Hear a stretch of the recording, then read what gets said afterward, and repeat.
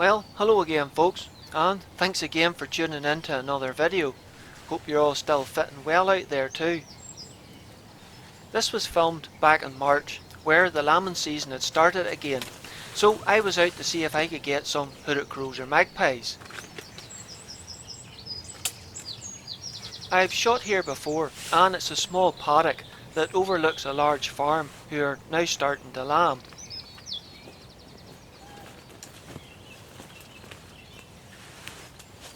I'm busily setting up the little pop-up hide that I got from bushwear.com and has served me well for many a year, as I'm running a little late this morning.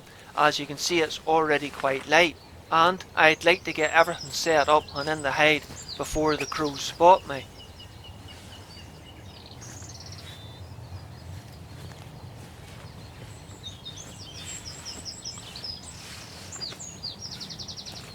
I've probably said this before, but knowing rightly, somebody will ask me it in the comments anyway. The camouflage net that I'm using is from a company called Nitro, and it's sort of like a ghillie suit material. I think it's very effective, though it is somewhat heavier and bulkier than a standard camouflage net, plus it's more expensive as well.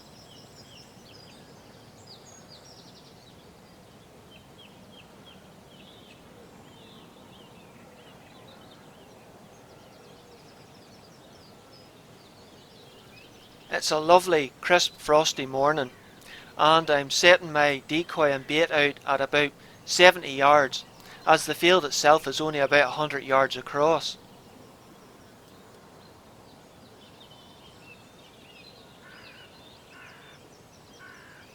Sounds like the crows are already out of their bed. I better hurry up.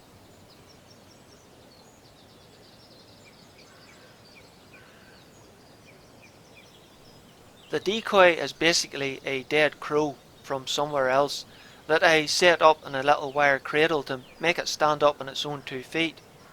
And the bait is a dead rabbit that I split open and throw the guts out across to make it look as if something has killed it last night, ate its fill and left the rest. The rifle that I'm using is a CZ527 Varmint chambered in 17 Hornet, which I'm using a 20 grain Vmax hand load. The scope is a Meopta 4-16x44 tactical, which I have a Tacticam Solo and FTS unit fitted to it to film through the scope, plus the silencer up front is a Wildcat Panther in 17 caliber.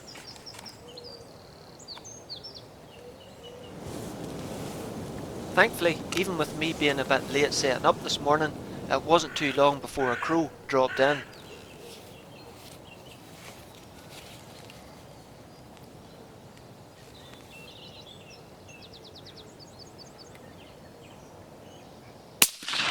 Oh, you just moved. I can't believe he moved. That's not a great way to start the morning.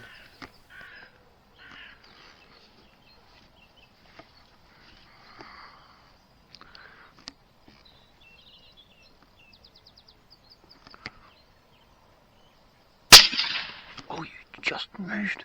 I can't believe he moved. Yep, I think he just ducked the shot. Well, that's my excuse and I'm sticking with it.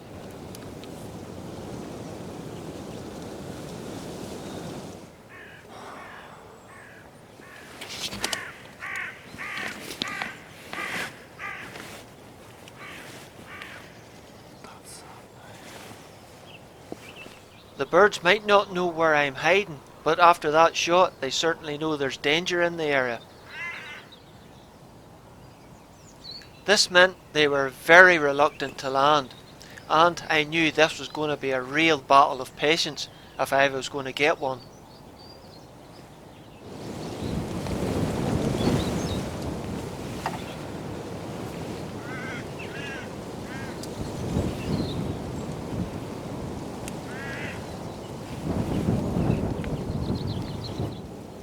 But thankfully, after waiting quite a few hours, another bird finally landed.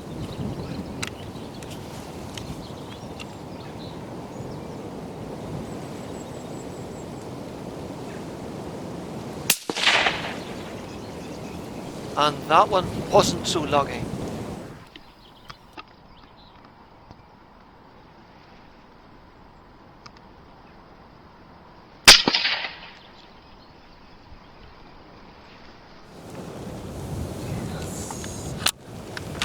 As you can tell, I was a very happy man.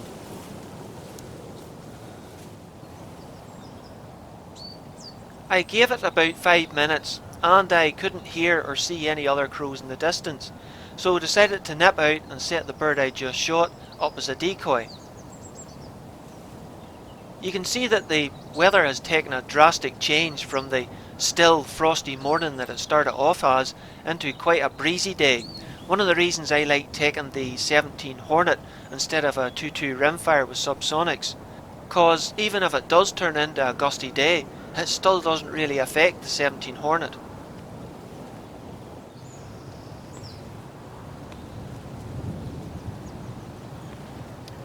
Now, a good bit more time has passed when a couple of magpies do a flyover, with one of them dropping down into the bait.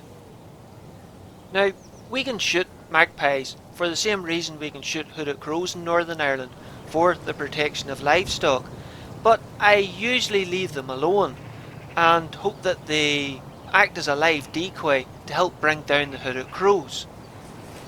But I've been sitting here a long time, and I've only one hooded crow to show for it. Plus the weather forecast was given bad weather to move in later on, so I decided not to look a gift horse in the mouth and take the opportunity that I've been given.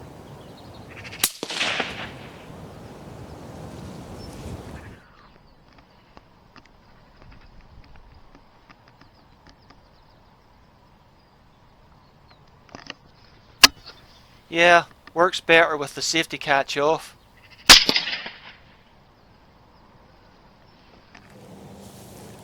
I decided to leave that magpie where it lay, instead of going out and causing more disturbance, as the hooded crows never seemed to be too far away.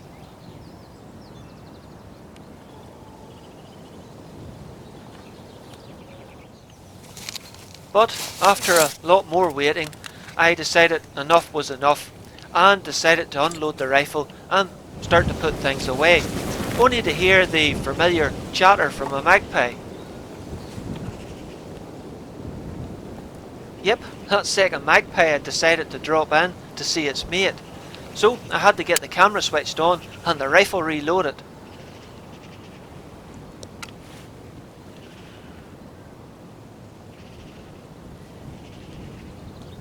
Ah, sit still, you wee scur. Whoa, that little 20 grain Vmax wasn't half sore on it.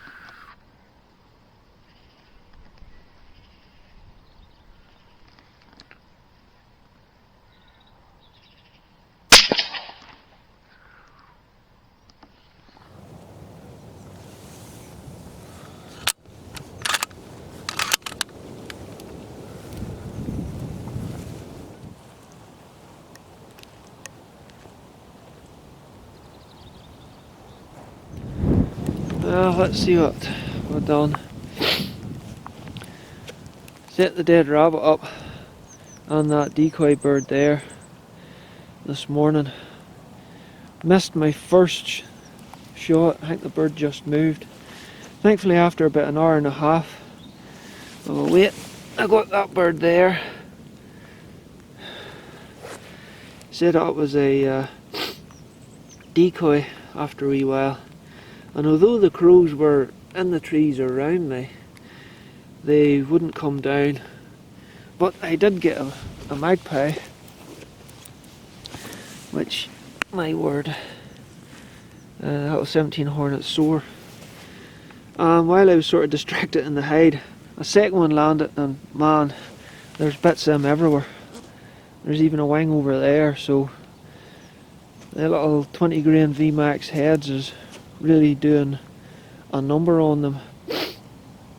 But it's starting to rain, and it's going to rain the rest of the day. The crows have lost interest, I think so the magpies too, so it's colder now than what it was this morning with the frost, so I'm going to pack up and head home.